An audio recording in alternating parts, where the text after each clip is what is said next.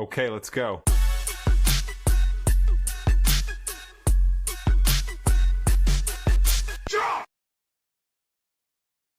says it's playing live. It's not that long, so I don't know what's going on with it. Whatever. Hopefully I didn't screw up my own thing here. But anyways, what's going on, everybody? I don't even have my my script up. I started prematurely. This is my fault. I am so sorry about this, everybody. Go delete all that. And then I gotta scroll down 71 pages. Let's see. Boom. Take all this. Takes a second. Sorry, guys. Bam. Sorry about that. I don't know what got into me. My foot. There goes. Did I really just do that? Okay. Teleprompter mode. There goes. Boom. So, welcome back, everybody. It has been over a month since I last recorded. Why have I been gone? Well, I've been processing some information that hits me pretty hard.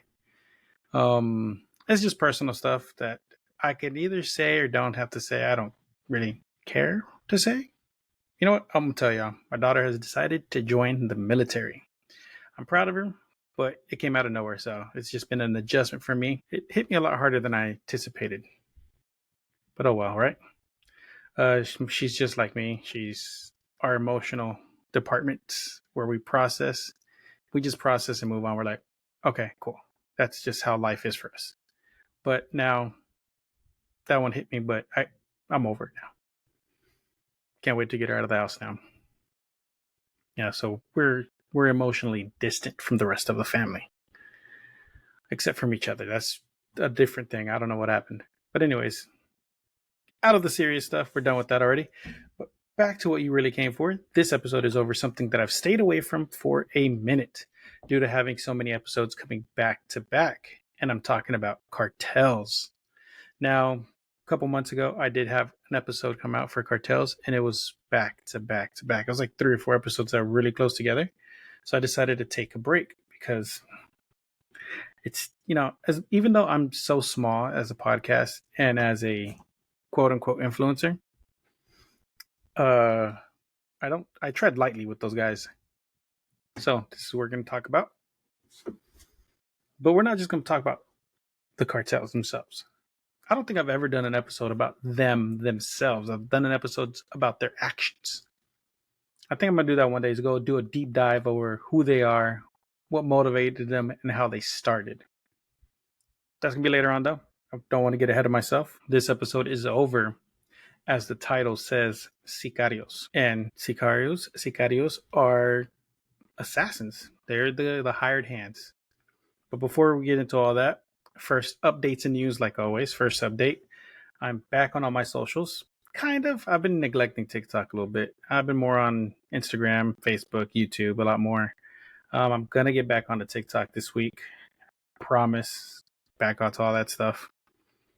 And I am looking for a co-host. So if you know somebody or if you're interested, send me a message on any of my socials.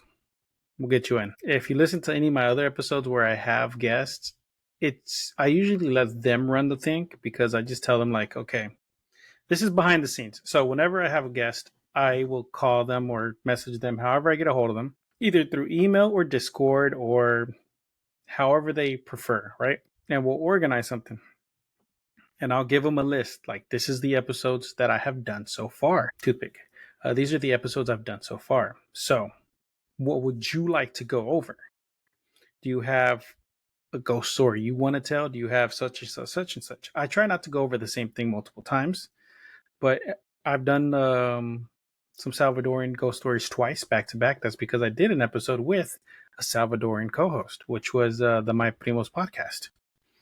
So there's that, so I let them take the lead to have more to be better for them. That way they're not jumping into water that they don't know about. Like, why would I talk to like a Brazilian co-host about Salvadorian folklore? Like, it's not going to make sense. There might be some similarities, but they're not going to know the stories. And that's what I'm looking for. I want the personal connection of the stories. And through all my episodes, whether it's been with Shining Nathan or Latinos Against Spooky Shit, Kukui Paranormal, who is now on her own now, or the Alpha Primos podcast or the My Primos podcast, I always let them run their own thing. So, and that my Primos podcast, the Alpha Primos podcast was one of my funnest ones. We had a great time talking horror movies. It was a little different than what I'm used to, but that was a fun one. So, again, if you're interested, reach out on any of my socials. That's the rundown, right? So, as for news, I really don't want to talk too much about the news. I don't, because last time I talked about the news, I got comments on YouTube. I have thick skin, so it doesn't bother me at all, but it can be a snowball effect, and I don't want to spend my entire day answering all the negative comments. Why? Because I know myself. I would try to answer every single negative comment with a snarky remark because I don't care. I have the time of day to do this. So I will make time if I have to. I have two phones. I have my phone, and then I have the iPhone that I use for short videos because, I'm not getting into that, but iPhones cameras are the same throughout all their brands. So whenever I'm getting into it, so whenever companies like Instagram, Facebook, TikTok, um, YouTube, whenever they program their cameras and their systems and their hardware for and their software for everyone and the programming, it's specially coded for iPhones. That's why everyone's like, "Oh, you get better quality on it." No, technically, by like the tiniest bit of a hair, you get better quality on an Android, but it appears better quality because it's more receptive to the information. So that's that whole thing. So I got two phones just for that. And if I can't use one, I will use the other one to message and keep the thing going. Most times they message like 2 or 3 times. I've learned how to keep them away by telling them, if you message back, I know you're a fan. And they stop messaging. They're like, nope. So, anyways, so for this episode, I was going to have a co host for this episode, but I overslept and he bailed because he's an ass. It's a buddy of mine, so I can say that. So I organized it with them. He said Saturday, 10:30. I woke up at noon. That's my bad. So I've been doing better though. So I'm going to try to get another co host. So let's get started today, tonight, or whatever time you listen to this. We are talking about Sicarios. So for those of you that don't know, a Sicario is a hitman or hired gun for the cartels. And not just the cartels, also for the mafia, any organization that a hired gun can be called a Sicario. And the best ones have never been caught. Of course, they're not going to be known. There's a story about the Iceman who was for the mafia, and his family thought he was an insurance salesman, and he was an old man by the time they finally caught him. And every time he'd go on a business trip, that'd be him going out on a hit. So it's the most unassuming people you'll ever see. There's one that had a podcast, or was it a show on YouTube? I think it was a podcast.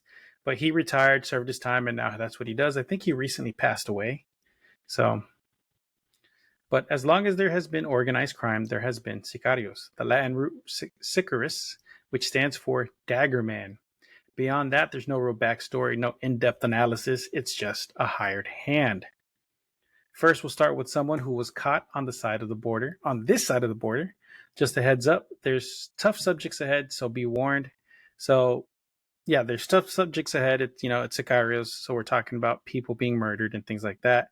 The last one that we talk about, I will give a second warning because it gets kind of brutal. I don't get graphic on the details, but it is brutal. So, your heads up, and there will be a secondary heads up like, hey, it's about, I'm about to tell you what this guy did. So be careful, please. If, just be careful. So to all the influencers that think that the cartels cannot get you, think twice. This was an unassuming 50-year-old man. He got caught. His name is Jose Manuel Martinez, otherwise known as La Mano Negra, the Black Hand. 50 years old is when he finally got caught, and he was still doing crimes. He was born in 1968 in Fresno, California. He grew up rough, spending his childhood in Mexico, where he saw firsthand the struggle of the migrant worker in the fields. But at the same time, he also saw the hidden world of the cartels. His stepfather was a drug trafficker who was convicted in 1977 and spent time in prison as a teen. As a teen, he was back in the streets in 1978. Tragedy struck. His sister was sexually assaulted and murdered. I told you, it gets, there's some information in here, This tragedy led him down the path of being a sicario. At the age of 16, he hunted down the three men who he believed were responsible for his sister's death. He killed all three of them and buried them one on top of the other in a shallow grave. So at 16, he got his first kill, and at the age of 17 in October 21st, 1980, he truly became a sicario by completing his first contract kill. 23-year-old David Bedolla in a drive-by shooting. So that was his first contract kill. So at this point, he has 4 bodies to his name. After that, he was now the Black Hand. As for the nickname, it was given to him by an old man that saw him practice his shooting skills. So he shot so much that his hand would turn black with how much he shot. Or at least that's what he told him. That's what the old man was like. That's why I call him that. So the Black Hand was his moniker. He never used the same gun twice. He left it to whoever contracted him to supply his gun, making it harder to identify who was the shooter. So if you hired him, you had to give him a gun, and that's the one he used. And after that, the next kill, a new gun. So you can imagine how hard it is for the police to take samples and compare who shot who. So as far as they know, these are all random shootings. His MO is that he would watch his targets, learning their every move. He's also given a bodyguard, which allows him to better study his targets without having to watch his back. In one job, he studied a target for a week straight. So by the time he was caught, he had a considerable rap sheet, mostly drug trafficking and probation violations, but nothing violent. He had somehow managed to stay under the radar from police. So his whole thing is he watches you for a week and then he's going to get you. He wants to learn your schedule so you don't know when it's going to happen. You're going to get caught off guard. He's going to find you at the most vulnerable moment. And by the time he was caught, it was all just it was drug trafficking and probation. Nothing violent. So they didn't even know they had a hitman. As far as the authorities were concerned, the one responsible was essentially a ghost sicario. For 3 decades, this ghost was a threat, but no one knew who it was. For him, the contracts were just a way to make money, as any contract killer makes money. He wrote in 2018 that the real money came from collecting drugs and money from his targets, whether it be from what he could take or collecting debts.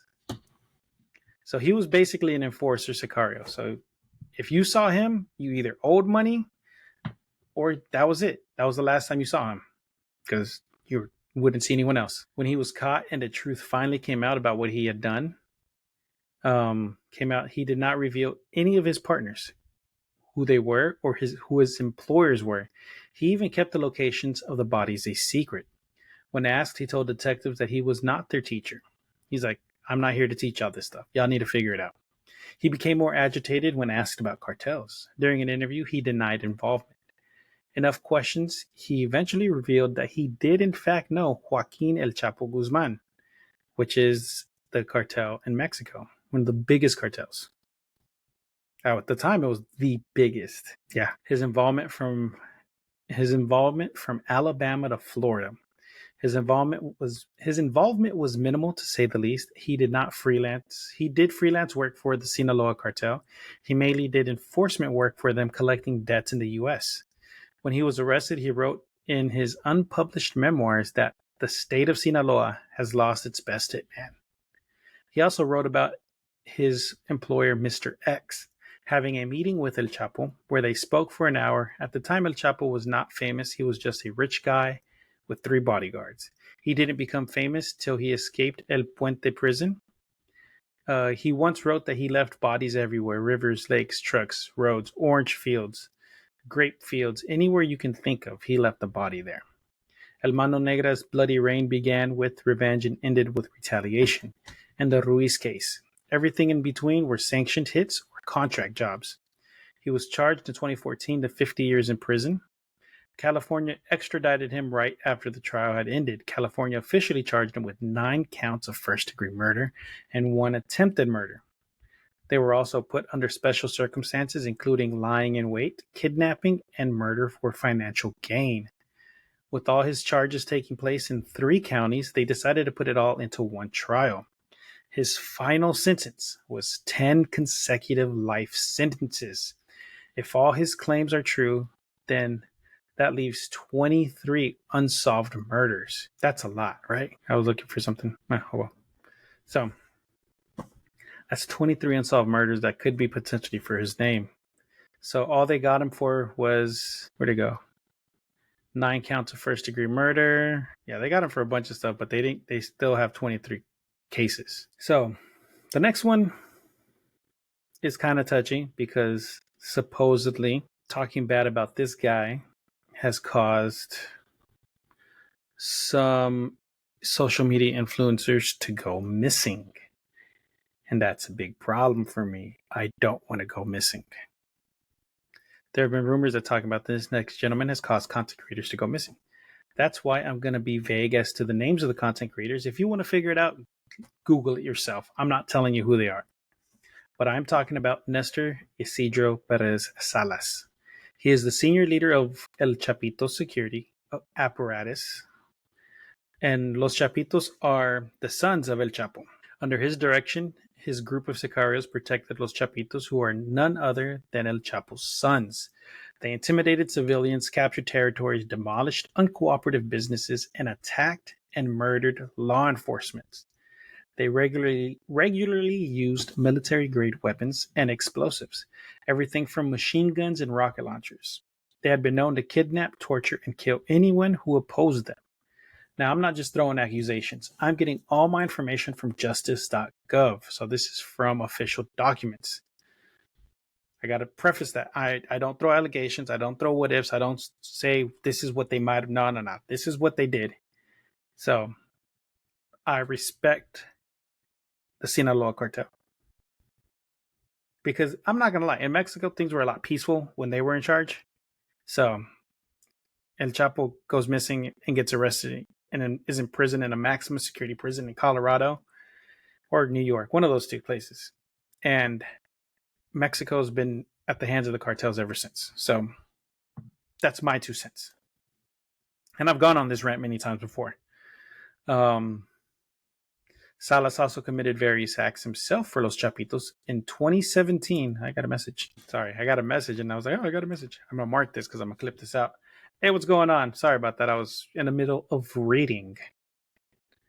But I'll have my live stream chat up if y'all want to talk to me. I'll probably leave this in there too. I don't know. Anyways, Salas also committed various acts himself for Los Chapitos in 2017 with the help of Los Chapitos. He captured and interrogated 2 federales and killed them. Then they captured 3 rival drug cartels, tortured, electrocuted them, then killed them. Then that same year conspired to kill a witness and informant against them. By 2022, Salas was testing the potency of their fentanyl on random people. One such woman was tested till she OD'd. In 2022, he sold the largest amount of fentanyl that was later seized by the DEA. He owned his own labs. 3 of his cooks died because of the produce that they made was too potent. So they made fentanyl so strong that it killed the people who made it. The latest thing that he was charged with was kidnapping a DEA confidential source and 10 other victims, including a U.S. citizen. He and his team of Sicarios did this because of the information that the informant was leaking. I'm going to list all the charges here, so bear with me. There's about 10 charges. Out of SDNY, continuing criminal enterprise. This is one of the charges. Continuing criminal enterprise resulting in death, conspiracy to import of fentanyl, conspiracy to sell, using, carrying, and possessing a machine gun, money laundering, obstruction of justice against an informant, conspiracy to obstruct justice against an informant, kidnapping resulting in death, and conspiracy to commit kidnapping resulting in death. Those are those charges. There's a couple more charges on that. 3 charges, narcotic,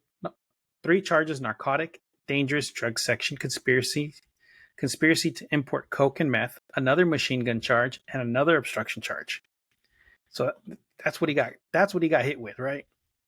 So let's break it down real quick. Perez Salas isn't just looking at a long sentence. He's facing multiple life sentences at this point. We're talking about mandatory life behind bars for murder, drug trafficking, machine guns, and even kidnapping a minor. If the judge stacks these charges, that's life plus 100 years. No chance of parole, no second chances. This is the kind of case that feels more like a show, like the show Narcos, than real life. But it's very real. This is what happens on the underbelly that you see on TV. Now, this is real. So a lot of that stuff is real. Yeah, whoever's in there left. Now, we're going to go away from Mexico for a bit and move to Colombia. And I'm going to go over a few of Pablo Escobar's Sicarios. Remember, Sicarios are not just a Mexican cartel thing. The word spreads to all types of organizations, from the mafia to the cartels to anything where you can hire a hand. First one up is Carlos. I got a message again. What the? Oh, nothing. Wait, nothing. What does this do? Yeah, no, I don't want that. I got to change that because that doesn't even exist anymore. Anyways, first one up is Carlos Mario Alzate Urquijo, aka Arrete. Unlike most Sicarios that once their boss is arrested or killed, this guy kept working. So most times when their boss is done, they kind of like fade out and retire. The Medellin may be gone, but their effects can still be felt. The culture of violence that they created, that was created by this organization, is still felt to this day. Carlos was Pablo Escobar's shadow. As the organization grew, so did he, eventually assuming a role within the organization. Not just as a Sicario running his own operation, which took responsibility for the attack on Colombia's former intelligence building to the attempted bombing of a plane mid-flight. Once he surrendered, he was placed in prison in Colombia's Itagua and La Picore prisons. But in 2001, he was released. He still had enemies, and they found him in prison and attacked him, leaving him almost dead. The government released him and exiled him with protection. So they released him with protection and they exiled him. They said, "No, you can't live here no more." So he went to Spain with his family. You'd think that would be the end of it. It is not. Colombia is still looking for him because they want him to answer for other crimes that have come to light. So they released him, and now they're like, wait a minute, you did other things. We got to take care of this next. They can't find him, though. And that's him. Now let's move on to the next one. Next up is Dandines Muñoz Mosquera, a.k.a. La Cuica. He was the child of a policeman and a Christian pastor with 14 siblings. Out of all his siblings, 2 of them are believed to have been a part of Escobar's hit squad. So 3 members of that family all worked for Pablo Escobar. He resided in the northern part of Medellin, where most recruits came from. At least 5 of his brothers were killed in a period of unrest by either police or the violence that was caused by the cartels. In 1991, he fled to the U.S. due to fearing for his life in Colombia. He did not stop committing crimes. He kept at it for another 6 years. He was not caught for these crimes, nor was he taken down due to the documentation. He was not caught for these crimes, but he was taken down due to documentation, carrying and handling false documents. So he didn't get caught for being a hitman or doing some crazy things. No, he got caught because he had fake paperworks. Don't have fake paperwork. Out of all the hitmen that were believed to have been involved with the Avianca plane bombing, he was the only one convicted. Remember this. I mentioned this later again. The Avianca plane bombing, he was the only one else convicted. He was convicted in the U.S. on these charges for killing an American citizen. The Colombian government did not prosecute him for his involvement, despite surmounting evidence of him killing dozens of police officers and members of the security forces. In an interview in 2013, La Cuica told a Colombian news outlet that he never worked or had ever met Pablo Escobar, claiming his innocence. He has been in prison for over 30 years, serving 10 life sentences. Despite all of this, there is no clear evidence that he participated in the bombings of the Avianca plane that killed 110 people in 1989. His lawyers claims that the U.S. government has used him as a scapegoat in their fight against the cartels. So it's a conspiracy for some, right? Some people think that it's a conspiracy. Well, we know the truth. I doubt it. Sicarios are this is what I do, and I'm not going to tell on myself. Because if they do, then they can connect who else was with them and all that other stuff, and then more people get taken down. That's not what they do. Lastly, we're going to talk about, for the Colombian cartels, Luis Carlos Aguilar, a.k.a. El Mugre. He was first linked in documents that show him as part of buying a plane to transport cocaine in 1989. It is believed that he was a part of the cartel before that, though. It is thought that he was one of the most trusted members in the organization. There's a running theme here. Any Sicario is usually trusted and moved up higher within the organization. Why? Because they've proven themselves as loyal. They kill, they don't get caught, they're trusted. They're like, this guy's good. We're going to keep him. And then they start getting moved up, and eventually they stop doing Sicario work and they start doing boss work. They're like running organizations, helping plan heists and crap like that. That's what they do. Accounts from another individual known as Popeye states that El Mugre was Escobar's soccer partner at Hacienda Napoles. Like most hitmen, they came from poor neighborhoods and were attracted to the money that was offered to them for their services. El Mugre was imprisoned in the Cathedral, a well-known prison. It's the one Pablo Escobar escaped from, proving that the Colombian jail system was inadequate, embarrassing the country. El Mugre is thought to have helped in his escape, though. In 1992, he turned himself in to avoid his enemies. After 9 years, he disappeared from the public eye. So once he got out, he disappeared. Popeye has stated that he lives in Spain as a priest after his daughter died. So he moved to Spain, his daughter passes away, he becomes a priest. That's a crazy transformation, right? From killing people to blessing people. Now I'm going to cover the Avianca plane bombing from 1989. I just mentioned it a couple times, right? If you've watched the show Narcos, then you've seen or you know what I'm talking about. This took place 36 years ago. Flight 203 fell from the sky. The flight was heading to Cali from Bogota when tragedy struck. The flight was a domestic service that originated from El Dorado International Airport. The airport is the main one for the capital and is still a key hub for travel, especially for Avianca. That's still a company that still exists to this day. A little background on the plane itself. It was a Boeing 727-200, call sign HK-1803, built in 1966. It was an ex-Pan Am trijet that joined Avianca 14 years before the tragedy struck. That's a lot of information, right? There's some people out there that like that kind of stuff, so I went into detail, right? On board, it had 101 passengers, 6 crew members. So it said 110, but You'll get the numbers in a minute, right? So that's 107 people. There's 3 people missing. Those 3 people come up later. So imagine this. It's 7 a.m. You get onto your plane, you're seated down, you buckle up, and the plane takes off. 5 minutes later, as it's climbing to its cruising altitude, it's at 13,000 feet above sea level. And right as you're about to level off, you hear a sudden explosion, and then you're just plummeting. You're done. Well, that's what happened. There was a bomb placed in seat 14F near the empty tank fuselage. So it had enough fuel to get there, and it was light enough to where it would have worked, right? I don't know why there was an empty fuselage. I don't know about planes. I don't fly. But this is what caused the main problem. The empty fuel tank had fumes that ignited and caused the fire to break out on the right side of the plane. This was noted by eyewitnesses from the ground before a second explosion broke the plane apart in mid-flight. At this point, there is a 3-mile wide debris zone near the municipality of Soacha. In total, 107 people died, as well as 3 people on the ground due to falling debris.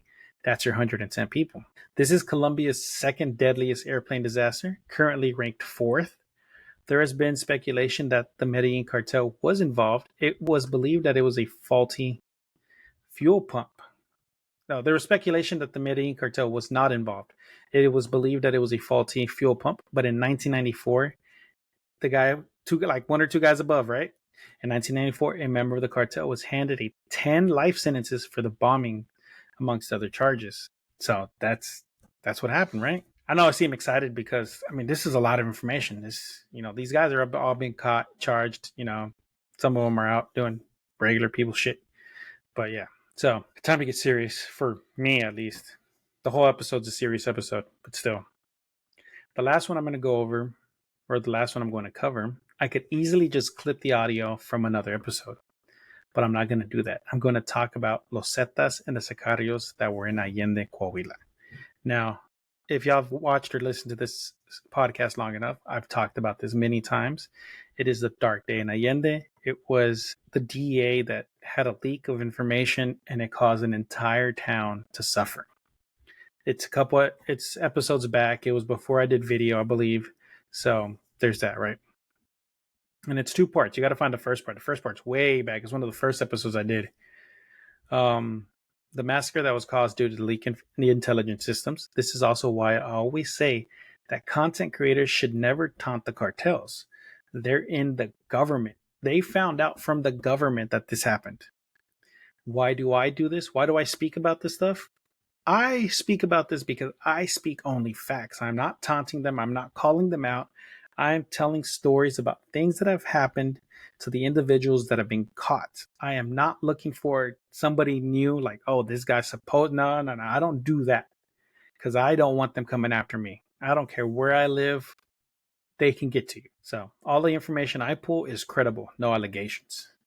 So the Sicario I'm talking on this one is named Marciano Milan Vasquez, a top dog within the cartel, currently serving 7 life sentences. The charges include aiding and abetting the commission of multiple murders and other acts of violence, drug trafficking, and weapons trafficking in northern Mexico, and furtherance of a drug distribution system. So those are a lot of charges. Those are big boy charges. Attorney Richard L. Durbin had this to say. This is what he said about this guy. Without mercy or compunction, he brutally murdered anyone and everyone as it suited him and his cartel, at times inflicting the cruelest of pain, forcing relatives to watch their loved ones murdered before he turned his blade on them. So this is a cold-hearted guy. Now, this is a warning. This is your second warning. So this is where it gets real, right? Now, this is a warning. I'm going to be reading some of the things that he had done. So some of the things he did are brutal. So please, if you're sensitive to these things, this is your warning. So I'm telling you right now, okay? I don't go into full detail because I would never do that because some of the stuff that he did is just way too much. I don't know if it's too much for me because I would read onto it because I'm interested in this kind of stuff. This is what I do for fun. I look at true crime and paranormal and all that stuff. But I don't want to read it and put y'all through this if you're just listening to this for fun and you're not into it. If this is an introduction to true crime, this is your best one because I am lighthearted and I do not go into it as much as other podcasts do. This time I do. I get a little bit. So, away from the warning, in July 2016, he was charged and sentenced. Some of the charges were killing while trafficking drugs, conspiracy to distribute marijuana, and employing minors in a drug crime. During the trial, it was revealed that he was a Sicario up until 2013, when he took over the Piedras Negras Plaza. It was called a plaza, but it wasn't a plaza. That's what they called it, the Piedras Negras Plaza. He became known as the Plaza Boss. And during this time, Piedras Negras was and still is a main road in and out of Mexico. It's one of the biggest roads. And just a few miles away is Allende, Coahuila. So they're real close by. So anything that happens in Piedras could potentially happen in Allende. He oversaw over 100,000 kilos of weed pass through and tens of thousands of cocaine pass through. And later testimony, it was revealed that he was responsible for the murders of at least 29 individuals between 2009 and 2015. So, 16 years? He got 29 people? When the other guy spent his whole life and got that many? He was on a spree. So this is where it gets kind of, this is where it gets a little brutal. Third warning. Last chance. Third strike, you're out, okay?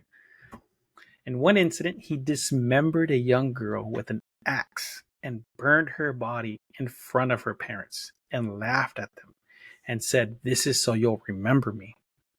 And then he turned to the mother and he did the same thing to her. And then he killed the father. They wanted the father to suffer. He saved him until last. He had apparently crossed them. He did something to them. But watching your entire family with the false hope that you're still going to be alive is beyond brutal. That is the most cold-hearted things I've heard. That's straight out of a movie. He was also part of the massacre in Allende. So, yeah. He took part in that too. So he had a a lot of bodies to his name. Now, I'm going to do a little bit of a deep dive on the cartels. Well, yeah, I'm going to do a little bit of a deep dive. So, for those of you, because this is Los Zetas, and I've talked about Los Zetas before. So, let's do a deep dive on them. Now, for those of you that don't know, Los Zetas, they are one of the biggest cartels in Mexico and also the most ruthless cartels. Now, most cartels have some kind of an honor code. They have some kind of moral.